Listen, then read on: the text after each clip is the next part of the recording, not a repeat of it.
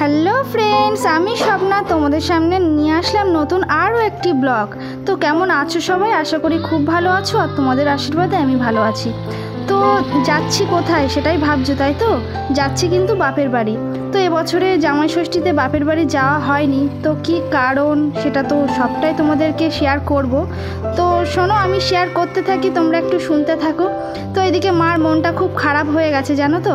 বাড়িতে আমরা 5 জন ফ্যামিলিতে, তো এই 3 জন যে আমরা বার হয়ে যাচ্ছি, আর এদিকে মা আর বাবা একা রয়ে গেছে।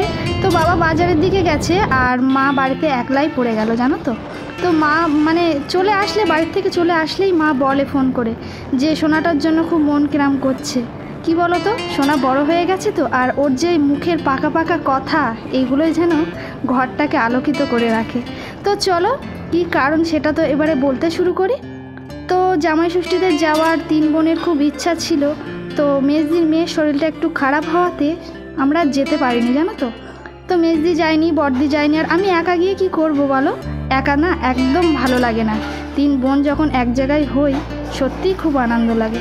তো এখানে একটু দাঁড়ালাম, আর সন্ধ্যা হয়ে গেছে, বুঝতেই পারছো আমরা কিন্তু অনেকটাই লেট করে বার হয়েছি।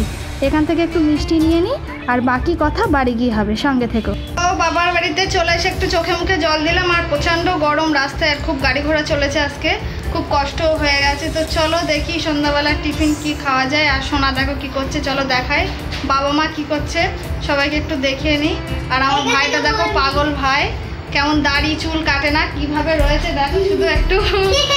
চলো পরে দেখা করি তোমাদের সঙ্গে, সবাইকে একটু দেখিয়ে নিই। দেখো আমার মা কি করছে, দেখো আনারস কাটতে বসে গেছে বন্ধুরা।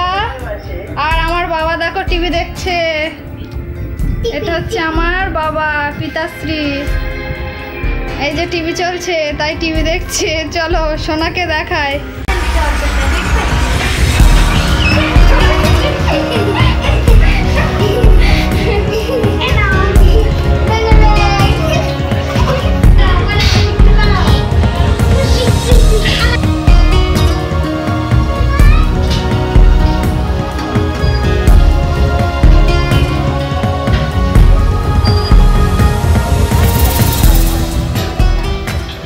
সন্ধ্যাবেলা টিফিন হচ্ছে, তো টিফিন করে নিই, আমরা একটু যাব মন্দিরের দিকে। তো আমরা যে কারণে এসেছি সেই কারণটা হচ্ছে বাপের বাড়িতে হচ্ছে হরি পুজো।